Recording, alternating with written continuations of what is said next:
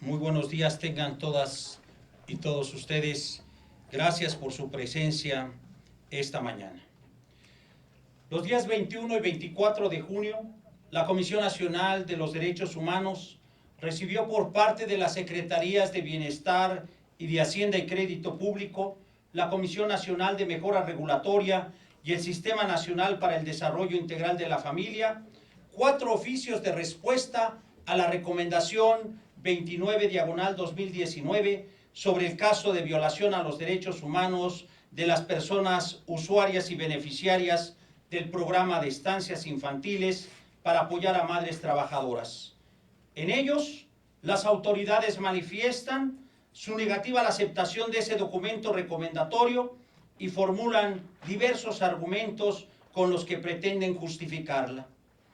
Después de la revisión exhaustiva del contenido de las respuestas, este organismo nacional estima que la no aceptación de la recomendación 29 es una señal de desaliento para la agenda de cumplimiento de los derechos humanos en el país y un signo de alerta que debilita los avances que, con la inversión de esfuerzos, recursos y voluntad, se han venido construyendo desde la institucionalidad del Estado mexicano y con la participación de diversos sectores sociales para la protección de los derechos de niñas, niños y sus familias. A continuación, con el objetivo de exhortar a las autoridades a reconsiderar su negativa, se referirán, a manera de síntesis, diversas consideraciones que desvirtúan los argumentos esgrimidos por las autoridades a las cuales se dirigió la recomendación 29, los cuales en su mayoría son coincidentes o similares en su contenido, con algunas particularidades que se mencionarán y que en su totalidad demuestran que son infundados e inaceptables para justificar su negativa a la aceptación del instrumento recomendatorio. Argumentos coincidentes o similares de las 4 autoridades. Primer argumento: descalificaciones al trabajo de esta Comisión Nacional. Este organismo autónomo rechaza enérgicamente las descalificaciones realizadas por las autoridades respecto a la labor del Ombudsperson Nacional y más aún el hecho de que con ello se pretenda generar en la sociedad una percepción equivocada sobre un caso que implica una vulneración a los derechos de niñas y niños, madres y padres trabajadores, así como responsables y trabajadoras de estancias infantiles. Son infundados y falaces los señalamientos en el sentido de que este organismo no hizo nada y tampoco exigió justicia en los casos de violaciones a derechos humanos de Tlatlaya, Tanuato, Ayotzinapa y la guardería ABC en Sonora, así como ante la situación de inseguridad en el país generada por el crimen organizado y la proliferación de fosas clandestinas. Tales hechos, debemos enfatizarlo, no guardan relación con la recomendación 29 y además evidencian una intención deliberada de confundir a la población y un desconocimiento de las recomendaciones por violaciones graves a derechos humanos que este organismo nacional ha emitido en cada caso, mismas que son públicas y en las cuales se exige a las autoridades de los 3 órdenes de gobierno cumplir con sus obligaciones constitucionales y convencionales y se formulan propuestas de normatividad y políticas públicas para atender las causas de fondo que les dan origen o las propician. Es pertinente señalar que diversos puntos recomendatorios en los casos señalados se encuentran pendientes de cumplimiento, lo cual corresponde subsanar a las dependencias del propio Ejecutivo Federal, siendo esto una muestra de lo falaz que resulta este argumento. El que a la fecha no haya justicia en estos casos no es responsabilidad de la CNDH, sino de las omisiones en que han incurrido diversas autoridades en el pasado en las investigaciones y cumplir con los puntos recomendatorios que la CNDH ha señalado. La Comisión Nacional ha actuado y lo seguirá haciendo con imparcialidad, independencia y autonomía, y jamás guardará silencio ante las violaciones a derechos humanos. Segundo argumento esgrimido por las autoridades. Las autoridades afirman implícitamente que la Comisión Nacional está encubriendo actos de corrupción. Es por completo inaceptable que las autoridades intenten desautorizar a esta Comisión Nacional para evitar asumir una responsabilidad que está acreditada y fundada en evidencias que se encuentran reseñadas en el instrumento recomendatorio. Pero más grave aún, que con ello se pretenda evadir el cumplimiento de sus obligaciones para con la niñez mexicana. Debe quedar muy claro para las autoridades y la sociedad que es falso que la aceptación de la recomendación implique tolerar actos de corrupción, ilícitos o irregularidad administrativa alguna. Por el contrario, el pronunciamiento, como lo ha señalado el presidente de la comisión, es enfático en cuanto a que se debe investigar y sancionar la comisión de esas conductas y generar los sistemas de control y fiscalización correspondiente. Esto consta en el texto de la recomendación, que es público, por lo que basta la simple lectura de dicho documento para advertir la falsedad del argumento que se pretende hacer valer. En el texto recomendatorio se menciona expresamente que su publicación no busca inhibir de ninguna manera la investigación de cualquier ilícito que en el manejo de los recursos públicos se hubiese cometido en el pasado. Nadie puede oponerse a que los actos de corrupción se investiguen y sancionen. Sin embargo, ello no puede implicar que se vulneren los derechos de niñas y niños, así como de las mujeres y padres trabajadoras, en tanto se les estaría privando de la oportunidad de acceder a servicios profesionales de cuidado y atención integral infantil. Tercer argumento esgrimido por las autoridades. Parte de las autoridades refieren que en la recomendación 29 este organismo nacional solicita que se violenten derechos humanos. Parte de la responsabilidad de las autoridades involucradas consiste en la elaboración del proyecto de reglas de operación del programa de apoyo al bienestar con un presupuesto 50.16% menor al que contaba el programa de estancias infantiles, proyecto que posteriormente fue aprobado por la Cámara de Diputados del Congreso de la Unión. La gravedad de este hecho radica en que las autoridades no cumplieron con las disposiciones de la Ley Federal de Presupuesto y Responsabilidad Hacendaria que disponen que los programas dirigidos al desarrollo social y los que buscan contribuir a lograr la igualdad de mujeres y hombres, como lo era el de estancias infantiles, deben contar cada ejercicio fiscal anual con al menos el mismo presupuesto que el año inmediato anterior, lo que en el caso de las estancias no fue respetado. Una de las recomendaciones específicas de esta Comisión Nacional alude a la creación de un mecanismo, cualquiera que sea su denominación, que restituya los derechos de las personas agraviadas, y uno de los requisitos que se establecen es que cuente con el mismo monto del programa de estancias infantiles en 2018. Sin embargo, falazmente la autoridad argumenta que cumplir con esta recomendación implicaría disminuir el presupuesto de otros programas sociales, afectando a otros grupos de beneficiarios a solicitud de este organismo nacional. Tal imputación es falsa e infundada y pretende deliberadamente burlar la buena fe de la sociedad mexicana, toda vez que, como se puede comprobar en el texto del documento, en ninguno de sus párrafos se solicitó la desprotección de personas o grupos, ni mucho menos la transgresión de sus derechos. Las autoridades debieron prever que los programas y recursos destinados al desarrollo social son prioritarios y de interés público.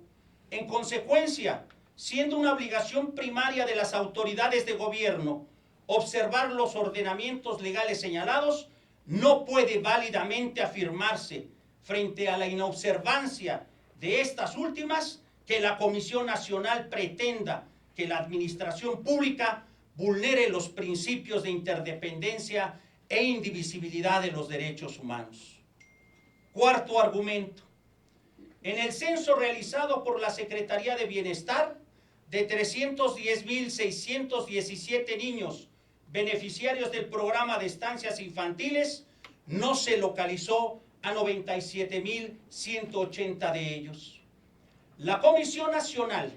solicitó durante la integración del expediente de queja información a la Secretaría de Bienestar sobre los resultados del censo que estaba llevando a cabo para la identificación de beneficiarios del programa de estancias infantiles. Sin embargo, esa instancia no le respondió a la Comisión Nacional.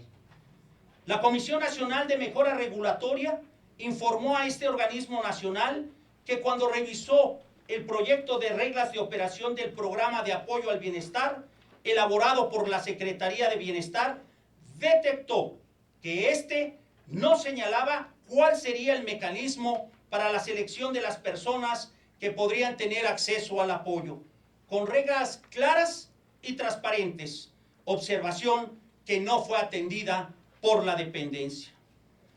Esta Comisión Nacional, tal y como se señala en el documento recomendatorio, recibió los resultados de una encuesta realizada a partir de una muestra de beneficiarios y responsables de estancias infantiles a través de medios electrónicos, la cual se aplicó entre el 1 de abril y 20 de mayo de este año en las 32 entidades federativas del país, mediante un formulario en línea dirigido a tutoras y tutores de niños y niñas usuarios de estancias infantiles, del cual se desprende que al menos 6,620 personas menores de edad no fueron censadas por la autoridad para recibir los recursos del hoy programa de apoyo al bienestar. Sin embargo, no se descarta que existan más personas afectadas, ya que la Comisión Nacional recabó testimonios de varias personas en el mismo sentido. En la respuesta de no aceptación del documento recomendatorio, la Secretaría de Bienestar hace referencia a que el censo de beneficiarios del programa de apoyo al bienestar se encuentra en una página web. En ella figura una base de datos publicada el 21 de junio de 2019, posterior desde luego a la emisión de la recomendación 29,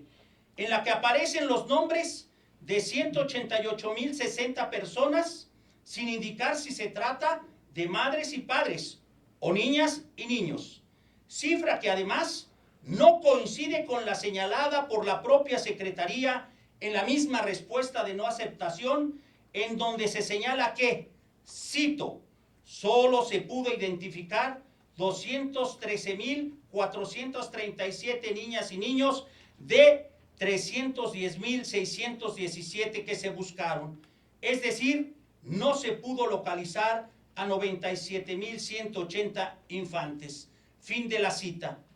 Hasta esta fecha no existe certeza respecto al señalamiento sobre los niños y niñas que no se pudo localizar. Los argumentos hechos valer por las autoridades carecen de claridad y precisión,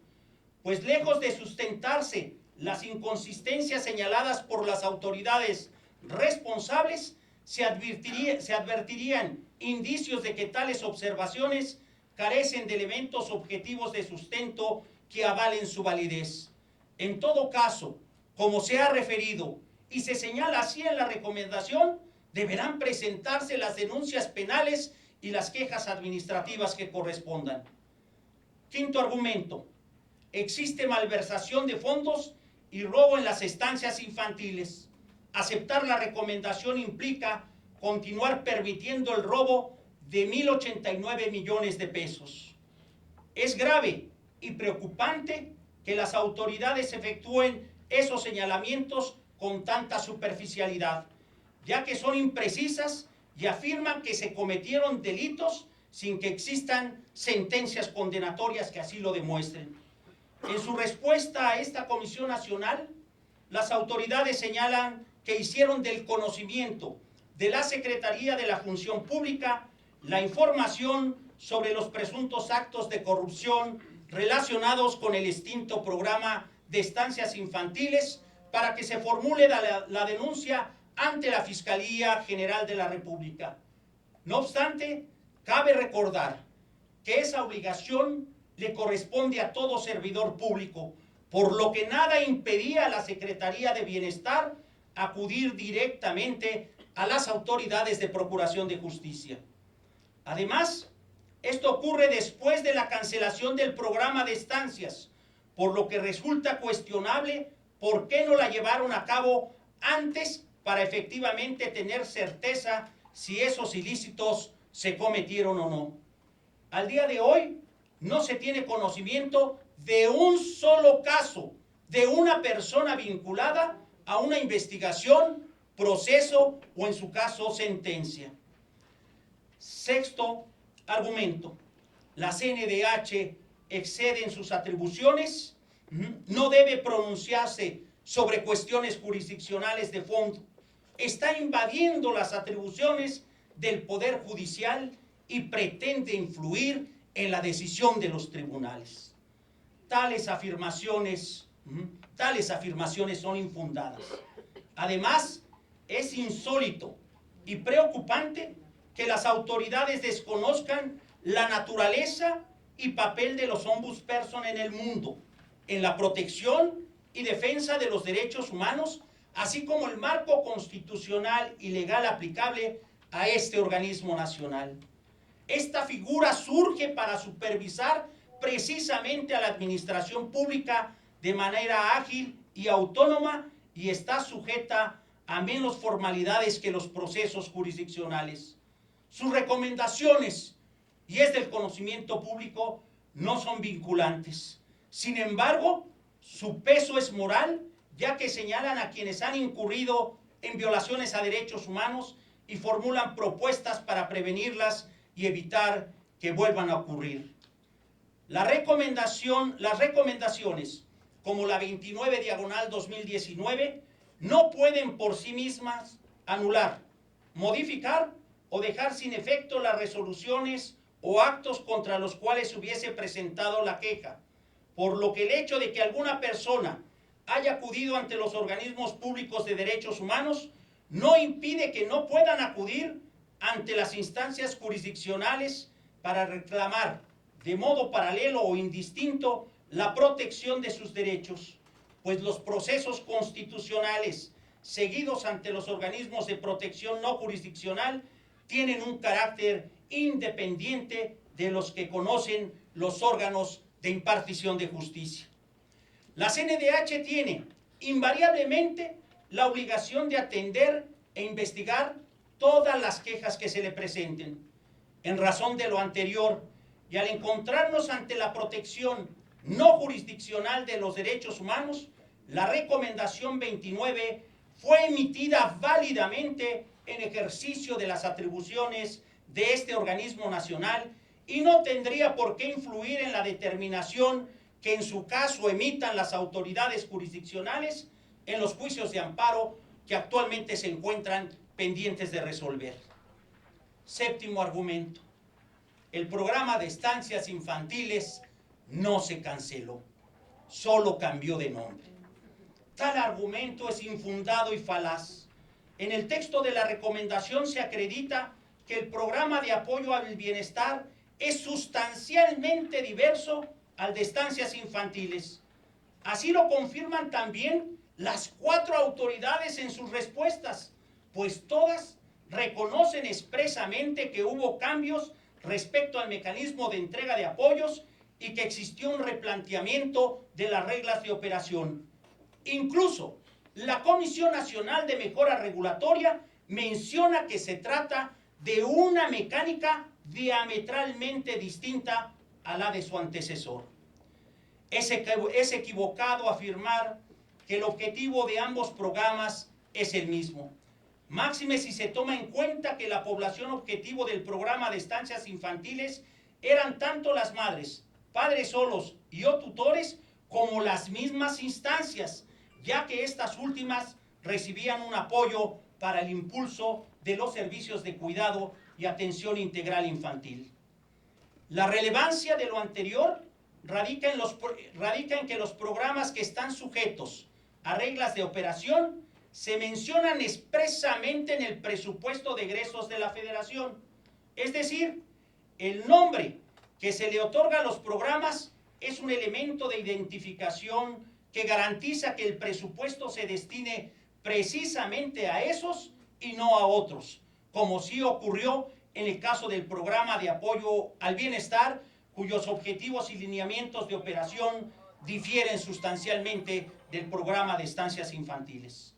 Además, la Secretaría de Hacienda, al emitir la autorización presupuestaria para el programa de apoyo al bienestar, le solicitó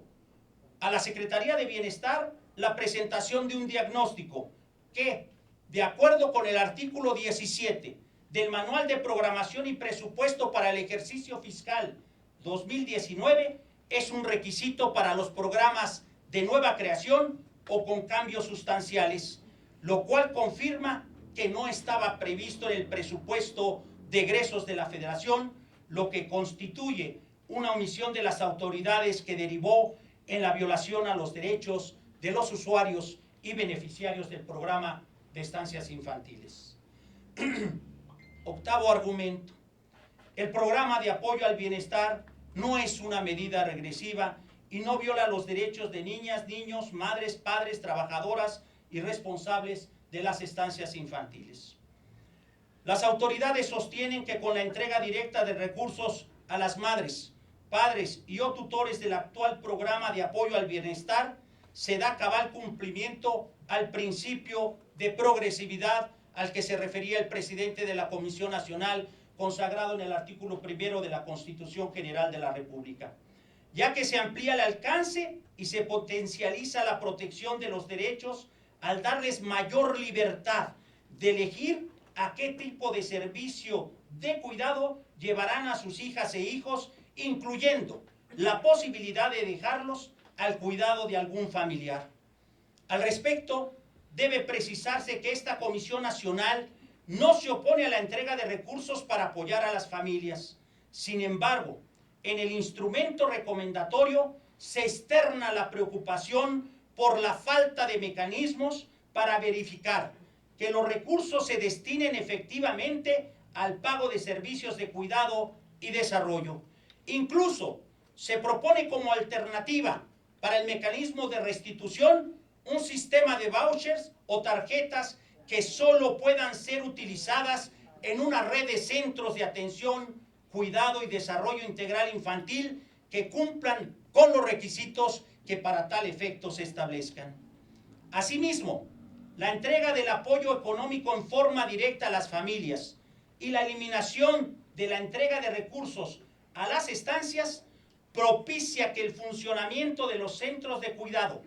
que antes eran mixtos, se convierta hoy en privados, y por tanto que un servicio como el que prestan las estancias infantiles, que es una garantía institucional para el cumplimiento de sus derechos, quede a merced de la oferta y demanda de libre mercado,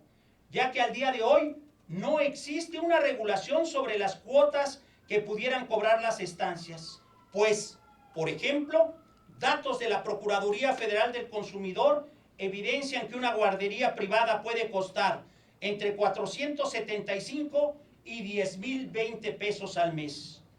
La Comisión Nacional se pronuncia por una política pública nacional que de manera progresiva permita el acceso a todas las niñas y niños en primera infancia a un sistema de cuidados que provea de servicios de atención integral, basado desde luego en el enfoque de derechos, de género y desde luego en el interés superior de la niñez, incluyendo la participación de las y los titulares de derechos, madres, padres, responsables y trabajadoras de estancias, autoridades y demás actores del sector público, social y privado. Las autoridades afirman que el